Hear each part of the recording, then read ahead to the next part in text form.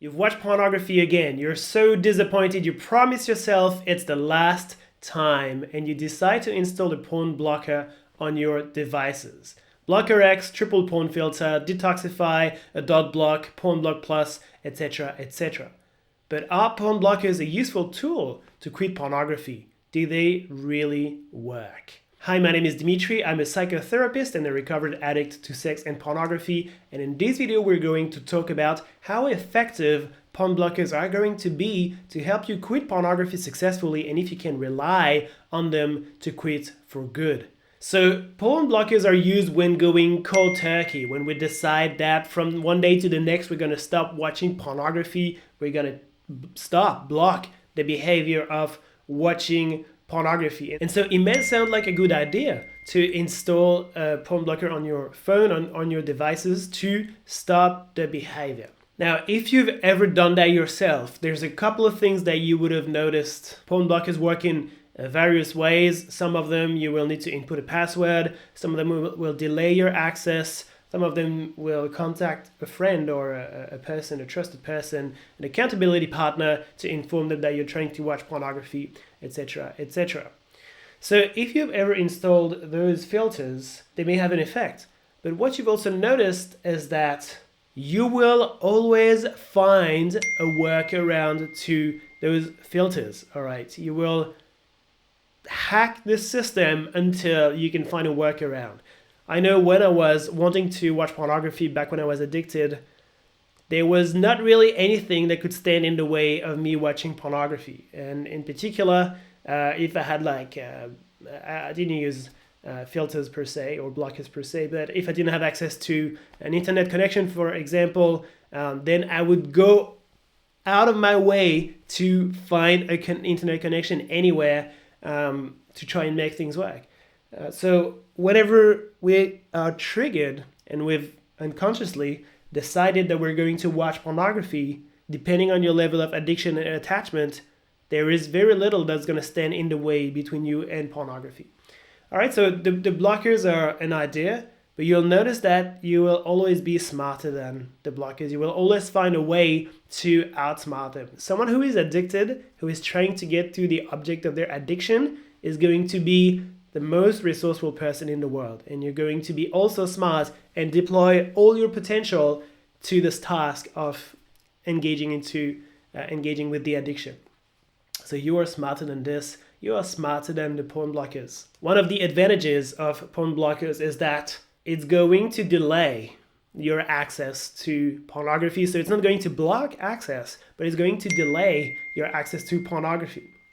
And so in that moment when you're engaging in these little rituals, when you're about to watch pornography, closing the door, whatever it is that you're doing, which are called rituals in the science of addiction, there's going to be a bit of a delay between you consuming pornography and you engaging with pornography right away. So this delay can be an asset. This delay can be a good thing because the time that separates you from pornography is the time when you have the opportunity to make a decision for yourself. The time that separates you from pornography is the moment when you can consult with yourself and say, do I really want this? Do I really want to do this? And the longer the delay between you and pornography, the more you will be asking yourself this question. We know it's a constant battle between I don't want to watch pornography for all the reasons that are motivating you to quit pornography, and I want to watch pornography because I crave it. And there's this battle, and until you watch pornography, this battle will be happening if you're being triggered. So when you install one of those filters, you will buy yourself more time to have this engaged conversation with yourself and these two parts of yourself.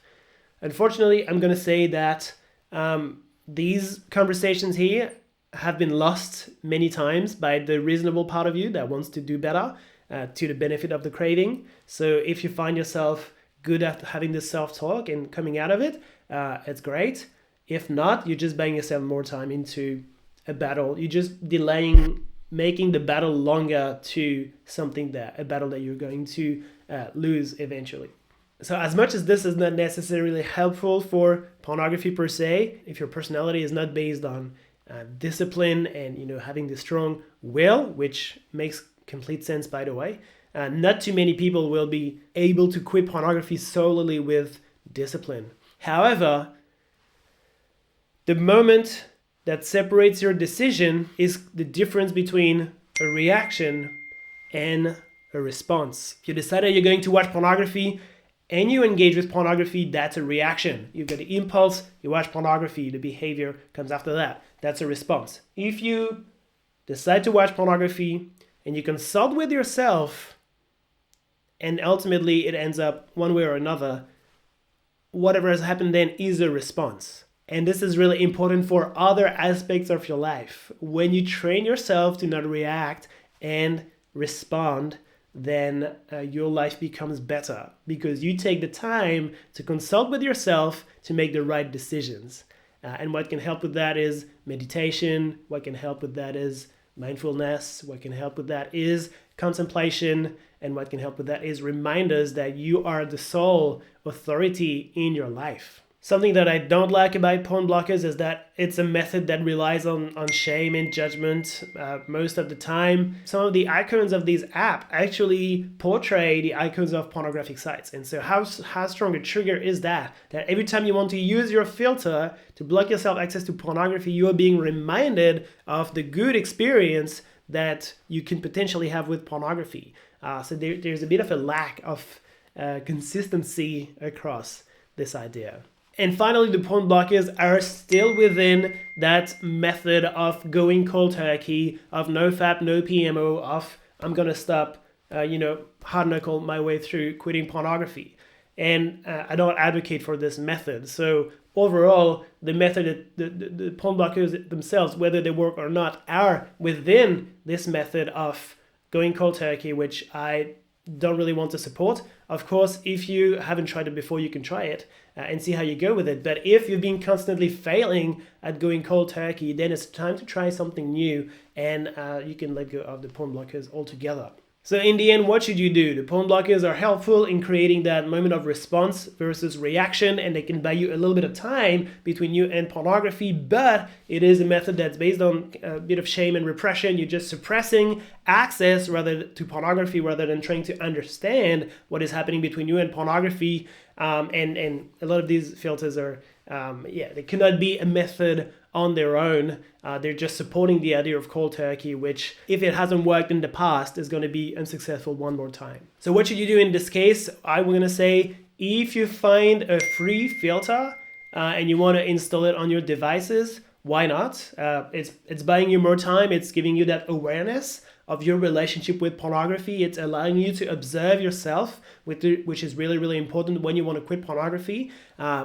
I would say don't place too much hopes in that this filter is going to change completely your relationship with pornography and buy you a new life, but it can be an interesting tool to install and explore. Definitely do not recommend buying a paying filter.